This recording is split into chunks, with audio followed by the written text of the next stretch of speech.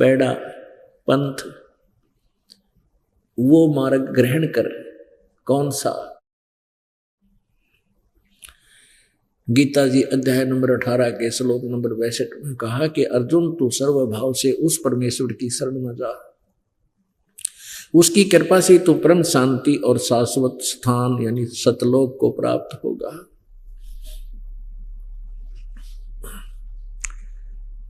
पुण्यात्माओं, परमात्मा का पाना कोई कठिन बात नहीं है। ये विश्वास होना कि हम जो मार्ग ग्रहण किया है, जो भक्ति विधि हमें प्राप्त है, ये श्रेष्ठ है। और इस मार्ग को, इस भक्ति की विधि को आपके हृदय में और इस तत्व ज्ञान को हृदय में जचाने के लिए ये सारा प्रयत्न हो रहा है। नहीं तो 2 अक्षर की बात थी। यदि ये बीच में ये अज्ञानी संत ऋषि महर्षि, ये नकली कबीर पंथी बिना कबीर पंथी, ये राधा स्वामी बिना राधा स्वामी, दर्दन सतगुरु, ये सारे पथ भ्रष्ट है, ये दिग भ्रष्ट है। इनका यथार्थ ज्ञान ना यथार्थ भक्ति मार्ग है। अब ये कड़वी जो सत्य है ये अलग में उतरती कोई ना, गले ना उतरती सबके, अरे या उतरे पार पड़ेगी। ये कुनीन है पुण्यात्माओं, या खानी पड़ेगी आपने। आपका दीर्घ रोग हो रहा है मलेरिया, और या खानी पड़ेगी, इसके खाने से लाभ हो। तो कहने का भाव यह कि अगर ये बीच में इन टांग ना अड़ा रखी होती या भक्ति खराब ना कर रखी होती तो भगवान आए थे 600 साल पहले। यही ज्ञान वो उस समय देते थे जो दास आज आपके समक्ष रूबरू करा रहा है। लेकिन इन नकली संतों ने, ऋषियों ने, महर्षियों ने उस परमेश्वर की इस बात को ऊपर नहीं आने दिया। इतना कहते, इतना कह करके कबीर अशिक्षित है, ये संस्कृत भाषा नहीं जानता। और ये ब्राह्मण लोग, ऋषि महर्षि को चाहे ब्राह्मण को, ये संस्कृत भाषा जानते हैं। और संस्कृत भाषा के अंदर ये सभी ग्रंथ लिपिबद्ध थे, जैसे चारों वेद, गीता जी और पुराण। तो इस बात दो परमात्मा अपने सच्चिदानंद घन ब्रह्म की वाणी में सिंपल लैंग्वेज में वो ज्ञान बोल कर लिपिबद्ध करा के गए थे। और उसमें भी कहा करते थे कि तुम कौन राम का जपते जापम, तात कटे न तेनु तापम।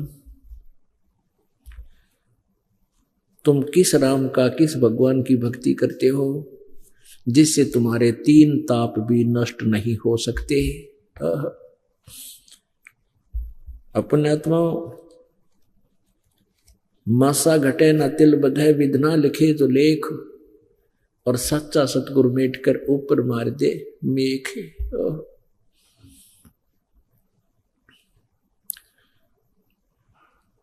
कि आप जी के भाग्य में कोई दुख है, 3 ताप का दुख तो सबसे निम्न होता है, छोटा होता है, वो भी ब्रह्मा विष्णु महेश से नहीं कट सकता। जैसे गीता जी अध्याय नंबर 2 के श्लोक नंबर 37-38 में अर्जुन से ये गीता ज्ञानदाता ब्रह्म बोल रहा है कि अर्जुन तू युद्ध कर ले और तुझे लाभ हानि को छोड़कर तू युद्ध कर ले, तुझे पाप नहीं लगेंगे। फिर तुरंत ही कह रहा है कि अर्जुन यदि युद्ध में मारा गया तो स्वर्ग प्राप्ति होगी, और यदि युद्ध में जीत गया तो पृथ्वी का राज का आनंद लेगा, तेरे दोनों हाथों में लड्डू। फिर क्या होता है कि महाभारत का युद्ध समाप्त हो जाता है, पांडव विजयी हो जाते हैं, कौरव पराजित हो जाते हैं। युधिष्ठिर को राजगद्दी पर बैठा दिया जाता है। युधिष्ठिर जी को भयंकर स्वप्न आने शुरू हो जाते हैं, जैसे कोई कटे हुए सिर के व्यक्ति घर में घुस रहे, हाहाकार मच रही है, भयंकर आकृतियां दिखाई देती हैं, जैसे कोई मार रहा है, काट रहा है। मैंने जैसे अपनी चूड़ियां फोड़ रही हैं और कह रही हैं कि हे अन्यायी, तूने मेरे पतियों का, हमारे सुहाग उजाड़ दिए, तुझे क्या मिल गया ये ऐसा विनाश करके, अब तू चैन से राज कर रहा है। इस तरह की उसको ये भयंकर शोपन और भयंकर आकृतियां दिखाई देने लगी। वो भूत दिखने लग गई युधिष्ठिर ने, कहने की बात सीधी सी। उसके समाधान के लिए श्री कृष्ण जी के पास गए। श्री कृष्ण जी ने कहा कि तुमने जो युद्ध में बंधुघात किया है, जो पाप करे हैं, अपने रिश्तेदार मार दिए, भाई काट डाले, वो आत्माएं तुम्हें सता रही हैं, जो 3 ताप के अंदर दुख है। उसके लिए क्या बताया कि एक अश्वमेघ यज्ञ करो और उसमें करोड़ों सभी पृथ्वी के जो पहले तकरीबन सभी भक्ति करा करते, चाहे कोई किसी जाति में जब से था, सभी भगवान की भक्ति करते थे। अब पहले जैसे गांव में जैसे किसी का शादी होती थी ना, और गांव में प्रत्येक घर से एक एक आदमी का न्योता दिया करते कि आज हमारा जिम बनाइयो, क्योंकि सभी पहले भक्ति करते थे। और वो भक्ति वाले व्यक्ति किसी एक व्यक्ति का आहार करते हैं तो उनको पुण्य मिलता है भक्तों के एक अन्न खिलाने का। वो यज्ञ होती थी, बेटी या बेटे के ब्याह में ऐसी इस प्रकार का हवन यज्ञ, इस प्रकार के यज्ञ करते थे, धार्मिक यज्ञ करते थे, हवन भी करते थे ऐसे। तो ऐसे ही उसने कहा, श्री कृष्ण जी ने कहा कि पूरी पृथ्वी के सभी आदमियों ने बुला ले उस यज्ञ में, और सभी ऋषि महर्षि ब्राह्मणों को बुला ले, और सब भोजन खाएंगे। भोजन खाने के बाद एक अलग स्थान पर रखा हुआ एक 5 मुंह का 5 मुखी एक शंख आवाज करेगा, बगैर किसी बजाए अपने आप बाजेगा ऑटोमेटिकली। और यदि उसने आवाज कर दी तो तुम्हारी यज्ञ सफल होगी, सफल होगी तुम्हारे ये 3 ताप कटेंगे, भूत दिखने बंद होंगे, अन्यथा नहीं। ऐसा ही किया गया। अब उसमें अर्जुन के दिल में खटका तो लग गया कि जब तक ये भगवान न्यू कहे था कि अर्जुन तुम्हें कोई पाप नहीं लगेगा तो युद्ध कर ले। अरे ये न्यू कहे है तुमने जो भाई मारे थे, रिश्तेदार मारे, सैनिक मारे, वो पाप दुखी कर रहे हैं, उसके लिए यज्ञ करो। अब उस समय तक अर्जुन नहीं बोला कि यदि मैं वाद विवाद करूंगा तो भाई नो सोचेगा कि ये पैसे ला कर राजी को ना, ये मेरे ट्रीटमेंट पे जो इतना करोड़ों रुपया लगेगा, लाखों, ये लगाना नहीं चाहते, ये तो इसलिए वाद विवाद शुरू कर दी। और अर्जुन को पता था मेरा भाई फिर इलाज नहीं करा होगा, सारी उम्र ऐसे दुखी रह जाएगा। अर्जुन नहीं बोला। उसने हाँ स्वीकृति दे दी, स्थान निहित कर दिया, दिन निश्चित कर दिया गया, और 33 करोड़ देवता, 88,000 ऋषि और 12 करोड़ ब्राह्मण, 56 करोड़ यादव कृष्ण जी के जो वंशज थे, और बाकी अनाथ जीव वर्ण कितने को वहां भोजन करने आ गए। 9 नाथ 84 सिद्ध, ये सब आ गए, लेकिन सब ने भोजन कर लिया, शंख नहीं बाजा, आवाज नहीं करी शंख ने। कहने का भाव यह है कि वो यज्ञ सफल नहीं हुई, उनके 3 ताप नाश नहीं हुए। तब पूर्ण परमात्मा द्वापर युग में पूर्ण परमात्मा कबीर देव जी जैसे अपने विधि अनुसार, अपने नियमानुसार प्रत्येक युग में आते हैं। द्वापर युग में करुणा में नाम से प्रकट थे। एक कमल के फूल पर परमात्मा ऐसे विराजमान आकर होते हैं, और वहां से एक वाल्मीकि परिवार निसंतान था, वो उठा लाए थे, और उधर से उसका एक साथी था, सुदर्शन नाम का एक परमात्मा का एक भक्त बन गया था, सुदर्शन नाम का वाल्मीकि। तो कहने का भाव यह है कि परमात्मा कबीर जी का जो शिष्य वाल्मीकि था, सुदर्शन, सुदर्शन उसका नाम था। सुपच इसलिए कहा करते जैसे शेड्यूल कास्ट ने सुपच बोल देते, और वास्तव में जाति वाल्मीकि थी। तो वाल्मीकि जाति में जन्म उस सुदर्शन जी का, परमेश्वर कबीर जी भी उसी जाति से संबंधित थे, क्योंकि वो जैसे अब्दुल्लाह कहलाए थे तो उसमें द्वापर युग में वाल्मीकि कहलाते थे। ऐसे ही लीला करते हैं दाता, किसी के न्यू बिना तो चाहिए भगवान आ रहे हैं, और उस वही साथ वही परमात्मा को पा सकते हैं जो जाति और मजहब और इन बकवादा न छोड़ के केवल राम परमात्मा न सावेंगे। तो ऐसा ही सुदर्शन जी, परमेश्वर कबीर जी की भक्ति करने वाले सुदर्शन जी को वहां बुलाया गया, और फिर सुदर्शन जी ने जब आहार किया तो वो शंख बजा, यानी वो यज्ञ सफल हुई। पुण्यात्माओं, हम पहले सुना करते थे कि सुदर्शन जी के ने पांडवों की यज्ञ संपूर्ण की थी, तो क्या कहते थे कि श्री कृष्ण जी का पक्का भगत था वो। अरे श्री कृष्ण जी ने रोटी खा ली, भगत की तरह गया। फिर जब श्री कृष्ण जी ने खाना खा लिया, शंख नहीं बाजा है, और सारे सब ने, 3 लोग के देवता भी आ रहे थे, उन्होंने भोजन खा लिया, जब भी शंख ना बजा।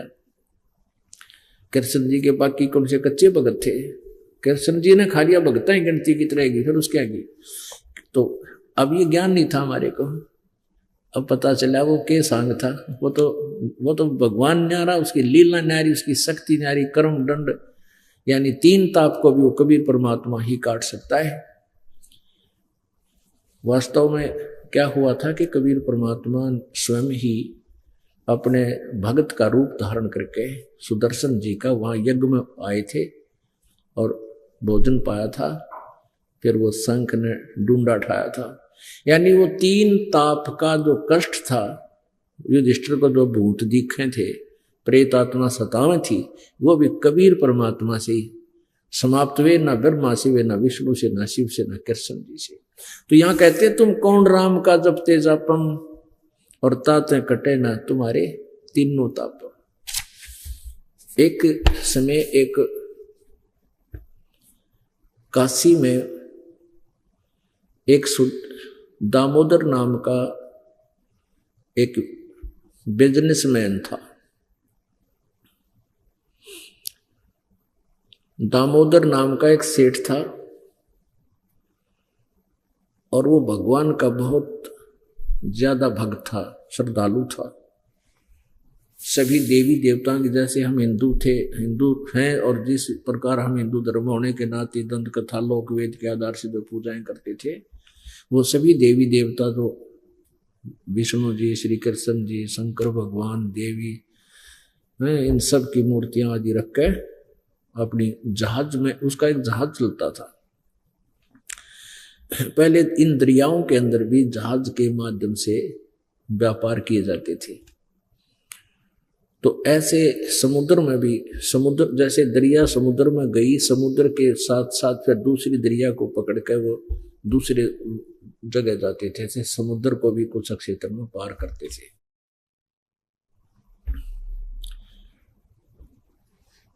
एक दिन परमात्मा कबीर जी सत्संग कर रहे थे।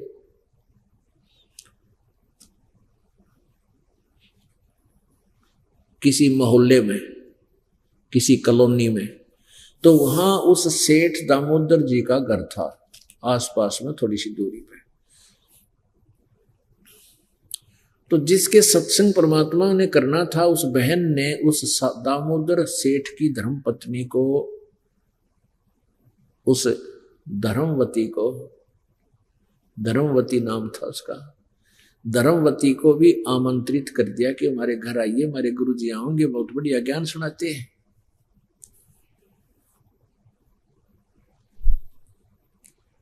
तो वो लड़की ने, वो बहन थी जो धर्मवती, दामोदर सेठ की पत्नी, वह सत्संग सुनने चली गई। और सत्संग सुनने चली गई तो वहां परमात्मा ने ज्ञान दिया। अपने आत्माओं, आपको उदाहरण दिया है कई बार कि एक घर में एक सदस्य नाम ले रहा है, 2 ना ले रहे। एक घर में 2 सदस्य नाम ले रहे हैं, 3 नहीं ले रहे। एक घर में 3 सदस्य नाम ले रखा, 1 नहीं लेता इस दास से। तो ये कारण है कि वो परमात्मा ने उदाहरण दिया है कि जैसे एक कोयल होती है, कोयल, और कोयल अपने अलग से घोंसला बना के बच्चे पैदा नहीं करती, अंडे नहीं देती, क्योंकि ये काग नहीं छोड़ते, उसने खा जाते हैं, कौवे खा जाते हैं। तो वो क्या करती है कोयल, जब वो ये देखती है कि किसी मादा कौवी ने समझ ले अंडे उत्पन्न कर रखे हों, और वह कहीं इधर उधर अपना पेट भरने के लिए जाती है, आहार करने के लिए, तो पीछे से उसके घोंसले में अंडे उत्पन्न कर देती है कोयल। अब जो कौवी वापस आती है मादा कौवा, तो वो देखती है कि 4 अंडे हो गए। अब वो पहचान पाती नहीं मेरा कौन सा है, नहीं तो वह गिर दे नीचे ठा के या खा ले उन्हें। तो उसका इनो डर रह के दे तेरा अपना ना खराब हो जा। तो उन सब के सब को वो परिवर्ष कर देती है, सब के सब का वो उनको से देती है, बच्चे बना देती है। और बच्चे जब बन जाते हैं तो वह मादा कोयल जिसने अपने अंडे उस घोंसले में छोड़े हुए हैं उसके पिछाड़ में ना आते कौन से तेरे हैं, एक सा रंग होता है। तो कुछ दिन के बाद वो बच्चे फिर उड़ने लग जाते हैं, ऐसे उड़ने लग जाते हैं। थोड़ी देर गए उड़ के फिर वापस आ गए, फिर उड़ कर गए फिर वापस आ गए। तो वह देखती रहती है कि अब ये पूरे परफेक्ट हो गए बच्चे चारों। तो वह फिर दूर बैठ के अपने बच्चों को कैसे लेती है अपने पास, कैसे बुलाती है, दूर बैठ के आवाज लगाती है कुहू कुहू की। जो कोयल वाले बच्चे होते हैं ना वो ऐसे देखते हैं, क्योंकि उनका तो अटैक करती है वो वाणी आवाज, तो तुरंत उड़ के अपनी मां की आवाज की तरफ चल पड़ते हैं। अब वो मादा कौवी कुछ दूर तक उनके पीछे भागती है, मेरे बच्चे गए गए। फिर वह कोयल फिर और आगे चली जाती है, वहां जाकर कुहू कुहू करने लग जाती है। तो फिर वो बहुत दूर चले जाते हैं, तो वो कौवी वापस आ जाती है, कहीं तेरे वो दूसरे बच्चों का कोई हानि ना कर दे, उनको छोड़ देती है। तो पुण्यात्माओं, वो काग आड़िया कहता असर नहीं, वो काग वाले बच्चा कहता असर नहीं उस वाणी का, और कोयल वाला का हो गया। तो ऐसे ही परमात्मा कबीर जी अपनी पुण्यात्माओं को ऐसे ही जगह पर जन्म देता है, और जब वो थोड़े से समझण जोगे हो जाए ना, फिर अपनी वाणी बोलते हैं। दास ने गांव गांव में नगर नगर में जाकर या कोयल की वाणी बोली, परमेश्वर की वाणी का वहां प्रचार किया। जो कोयल के बच्चे थे बस उसी समय गेर लाग लिए, आज तक अटल है। और उसी घर के मनमाने 2 सदस्य ना लाग रहे, वही भी उनका दिमाग चाटे बकवाद करे, क्योंकि वो काग के थे, वो काल के हैं। और जो परमात्मा के बच्चे थे वो आज देख लो यहां रंग लग गया। तो परमेश्वर कहते हैं सटदर दोनों दीन का, दिल में दोष ना धार।